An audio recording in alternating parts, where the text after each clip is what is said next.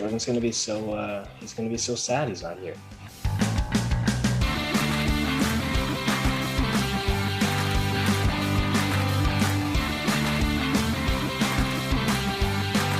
Hello, welcome to HatTrick. I'm Braydon Dowler-Coltman. I'm joined by the incomparable Elliott Tanti and my brother Tim Dowler-Coltman. Hello. For those of you going, did he just say Tim Dowler-Coltman? I did. Jordan is not with us this week. He is he's on the IR, if you will. I don't know. He never really told us, did he, Elliott, why he's not going to be here? But it's his privacy, and whatever it is, if it's an upper body, lower body injury, he can. We'll let. I'm predicting it's weekend jail. Weekend jail. It's Mother's Day weekend. We just thought, what better way to sub Jordan than with Tim? There was no other option really. We couldn't do the show without two Dowler-Coltmans, and here we are. Elliott was going to probably feel a little bit. He'd be feeling unbalanced. Yeah, I wouldn't be able to handle it. I'd probably end up changing my name legally. Yeah, that is in the works. That is a good idea. Tim, how are you doing? I'm fantastic. You know, I know so much about sports. It's really embarrassing I haven't been on more times. Well, for those of you who don't know, Tim doesn't watch a lot of sports, but what he is a huge fan of is basketball. And we're going to get into that. We're going to talk a little bit about the Raptors today. Because Jordan's on here, I can finally take hold of speaking about basketball. And we're going to talk a little bit about the Rangers fiasco, and we're gonna do a hats off as well. So here we go. All right, topic one. The Toronto Raptors are sitting outside of the playoffs this season for the first time in, I think, 7-8 years, maybe. They've been at the top of the Atlantic Division for the last decade, if you will. They are sitting outside of it. They had Kawhi left. They had Kyle Lowry on the brink of a trade this season, and things are not looking great. Tim, what do you think's happening to the Raptors this year? Well, I think a few things have happened that I've been aware of. Firstly, I think not having your own city to be in, not having the same Canadian pride that goes into every basketball game, and being so far away. And I think that we definitely saw last season how that affected Pascal and his trajectory, and so I think we're in a bit of a rebuild, and I'm actually quite optimistic. I'm very excited because I know that we have an amazing ball club, and our defense is one of the best in the league. So I'm not concerned. There's a few players specifically that I'm very excited about. Boucher and Gary Trent Jr. as well. So there's some really bright young talent that's a lot to look forward to. Yeah, I think this team's in a really good position moving forward. It's unfortunate that they're, so here's the question. They're sitting outside the playoffs. Do you want them to win? Do you want them to make the play-in tournament, which is another conversation in itself? Or do you want them to start, quote unquote, tanking to aim for a higher pick? I think it's a fine balance. I don't think we should ever go out to tank. We're too good to do that, and we need the energy moving forward. But I think even tonight, you can see Fred VanVleet and Lowry. I guess Fred's out for a hip, but there's a lot of resting going on. We're holding it. We're holding some of these star players. I think is with that in mind. But I don't think the gameplay would be to do it explicitly to go out and tank or anything, which they already have been fined for this year for resting healthy players. Elliott, what's your take on this? Well, I'm not a massive follower of the Raptors, but I do keep eyes on things. They're the Canadian basketball team, and I feel some inclination to want to support them because one, they're good and they have been good recently. And it's actually, if they miss the playoffs this year, it'll be the first time in 8 years, Braydon, that they don't do it. I guess my thing is I don't get the sense that Toronto's going through a rebuild necessarily, but certainly a retool. And if there's 1 year to maybe draft a little bit higher and rest some guys, not make the playoffs. This is the year to do it. It's the year when you're not playing in front of your fans. It's where the season is obviously very different because of COVID and the implications of that. You're seeing teams do this in a bunch of different leagues, not necessarily taking this year off, but maybe taking a step back, not pushing as hard as they might in other opportunities to push for that last playoff spot. I mean, they're 4 games back with 5 games to play. There's no way they're making the playoffs. Now we're looking at the future, and I think if there's a year to do it, I would say this is the year. And I don't think it's necessarily a rebuild. I think they've done a good job of balancing the old with the new. Mm-hmm. And I'm really excited to see sort of what comes next year. Are they going to be Eastern Conference champions? No, absolutely not. We don't. It would be unreasonable to expect that next year. But fighting for a playoff spot in that sort of like 5 to 8 range, I think that's a reasonable expectation for Raptors fans next year. Absolutely. Yeah. And as a fan, like I mean, I don't want to see them lose games at any point. I still watch every game, but I do. Yeah, I agree with you, Elliot. I think that the team is they already know Kyle's not coming back. They signed Fred VanVleet for 4 years. That's giving him the keys. And if Kyle's here for this year, that's what he is, runs out his contract. That's showing the guy some respect as well, that he gets to make the decision on where he wants to go, move his family, all those things. So it is hard though, but I think here's the thing. I'm a seasoned veteran at cheering for a losing team. So I am used to cheering for the team going in the opposite direction. It's not what you want, and it's exciting to see your team succeed. And fortunately, with We the North, we got to see that. And I am very optimistic, though. I really am, because there's a lot of decisions that it seems that are being made when it comes to the homegrown talent, and they know that that's where they get their drive is fighting for the country. Many players who have played for this team have talked about that as being a motivating factor, because I'm sure there's many reasons why crossing the border is not a likely pick for a star player or whatever. But to have some of these breakout young guys coming from Montreal and repping their squad, or even Gary Trent Jr. Like someone who has a serendipitous moment with his father, who got traded in the same way, went to the same team. So he wants to be there, and he's now in a leadership role. He's starting lineup tonight, and there's a lot of really, really good things to be optimistic about this team. Yeah. Can I just finish this as one thing? I think it's so important for the Raptors to be good, because when the Raptors, it's so good for Canadian basketball and Canadian basketball talent and development in this country when the Raptors are a relevant team. And so I think that's really important. Basketball is a really important sport to a lot of people. It's insanely accessible, which is one of the things I love about it. And a healthy thing to do. Sport is just a healthy thing for kids to get engaged with. So if the Raptors are good, more kids are interested in basketball. I think that's an awesome thing. And it's one of the reasons why I think it's so important to cheer for the Raptors, and the Raptors, we want them to be good. Yeah, absolutely. And not only have their team win, but also it's important to talk about basketball, especially in this country, like you said. So thank you both for talking about basketball. I hope Jordan will, try his best to add that to the program. It's such a hometown team. Yeah, absolutely. All right, that was topic 1.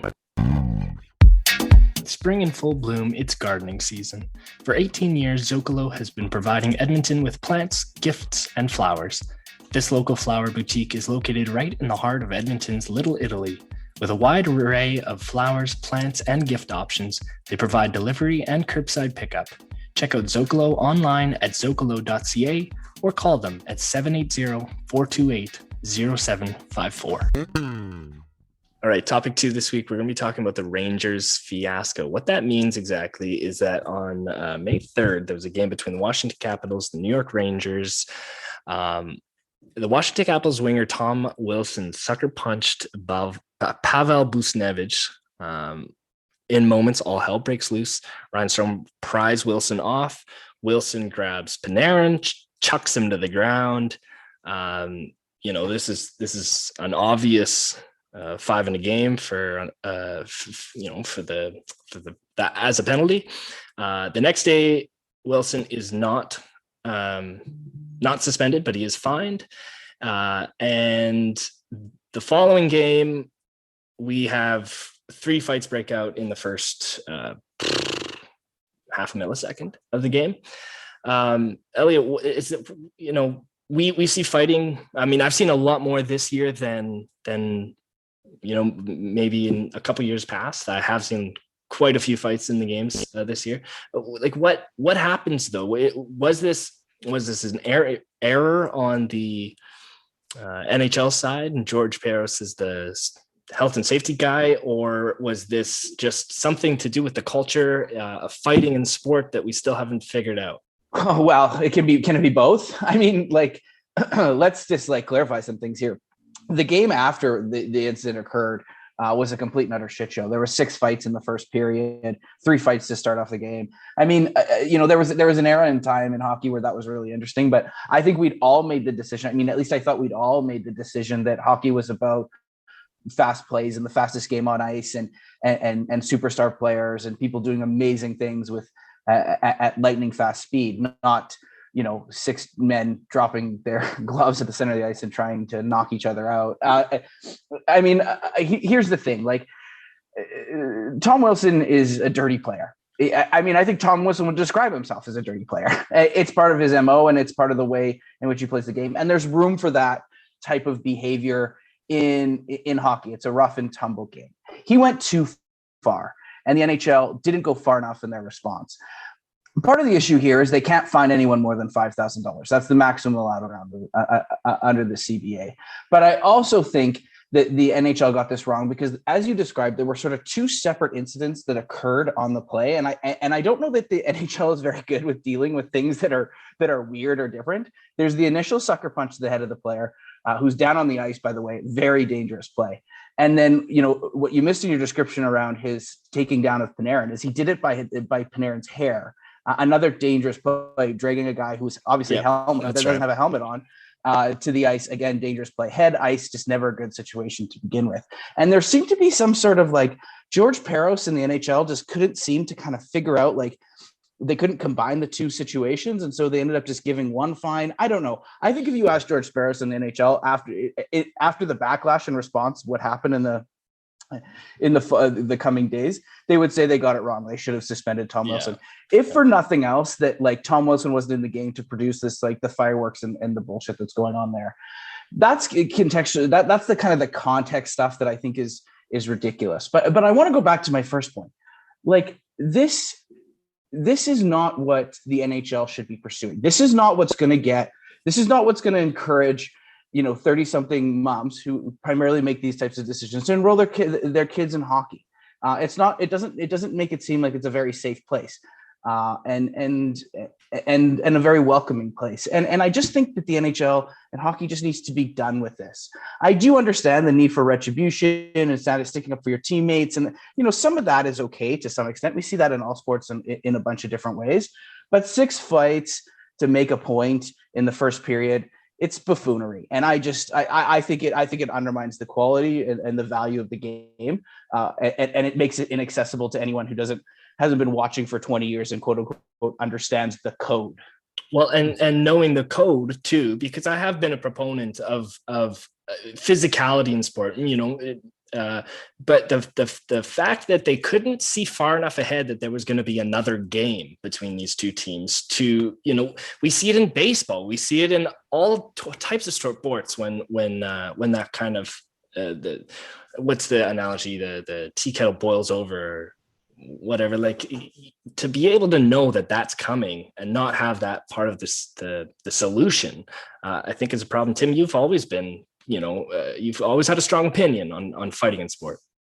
Well, yeah, I mean, and to be clear, not sport in general, but hockey specifically. And I mean, Elliott, you're taking the words right out of my mouth, and you're speaking so eloquently on this subject. So, I mean, my hat's off to you. But yeah, absolutely. I would just echo that point that this sport, it feels like it gets in the way. We don't need to entertain that that time of the sport. Get back to the scoring and the goals, you know? Yeah. Well, and we've talked about how the NHL needs a culture shift, and this is a big part of it, you know, and it seems like they've, you know, tried to lessen how much we see it, but it does feel like it needs to just be completely eradicated. Well, it kind of speaks to, this is the challenge that we've had this conversation repeatedly. And I think back to even our Jake Virtanen conversation last week.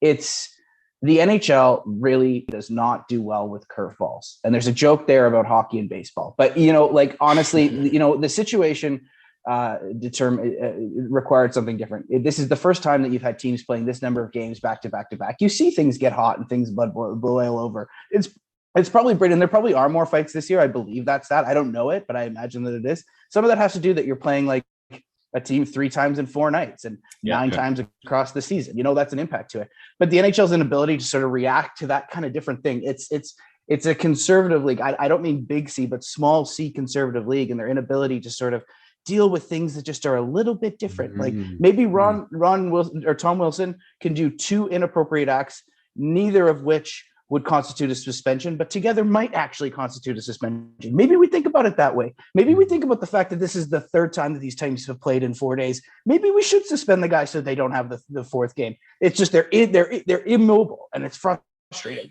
Right. Which leads to a lot of the other part of this, which is, you know, and then the Rangers have an opinion on how this was handled. You know, GM gets fired the next, all sorts of things. And there's a history that the Rangers have had this year that has led up to these, you know, this was the penultimate to the next decision. But I do, you know, I agree with you guys. I think fighting is a thing that they still need to figure out when it comes to how they see the culture of this game moving forward. I mean, I just think it needs to come from the head office in a way. It has to be I think a removable, you know, rule or something that is like, we don't tolerate it in basketball. We don't tolerate it in football. We don't tolerate it in soccer or rugby. I don't even think that level of you know, and the fact that most of the time it's a penalty box or something and you're back in the game, it kind of blows my mind that that's still there. There's no point, you know, but it's not like people are getting points for knocking people out. It has nothing to do with the sport.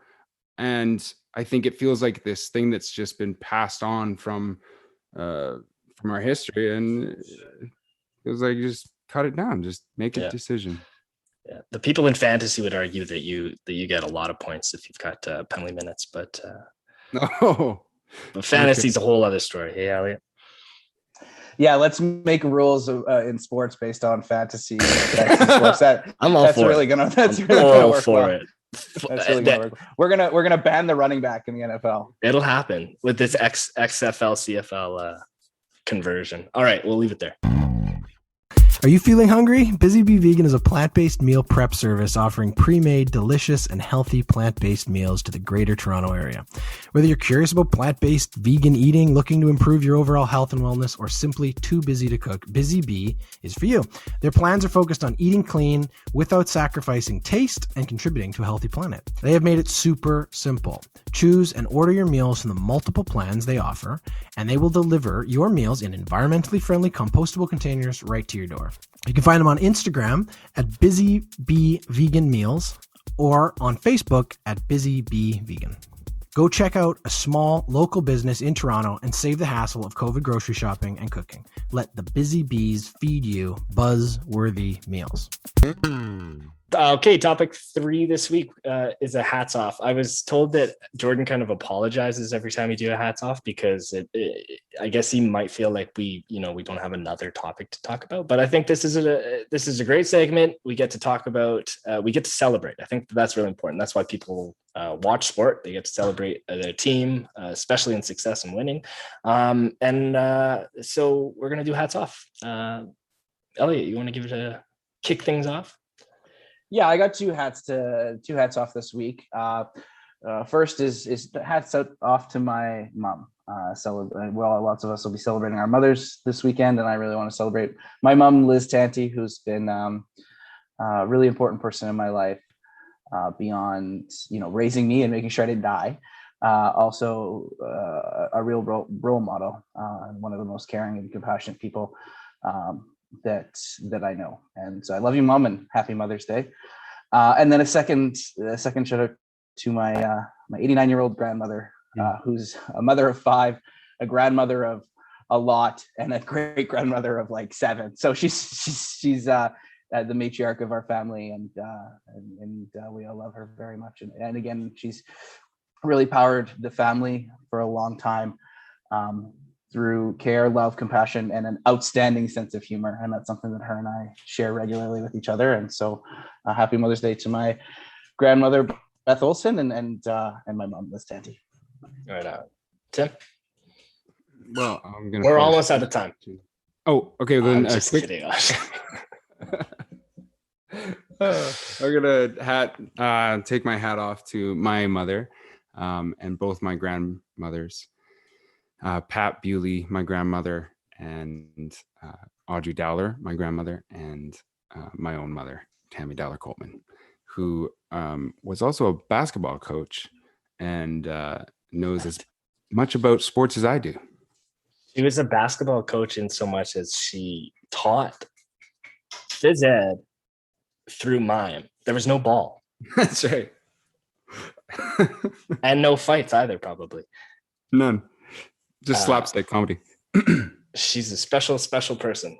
Very special people. All right, my hat is off to another mother, to Larice Campbell, a sister-in-law who has a wonderful son, Lowen. And we've almost named all the mothers out there, but to all of the other mothers, have a wonderful Mother's Day. And thanks for being here, Elliott. Thank you, Tim, for serving as Jordan today. Thanks for having me, boys. And that was HatTrick. That's HatTrick. That's HatTrick. It's always a race. You always got to say it before the other. I can never catch him. That's HatTrick. That's great. That's HatTrick.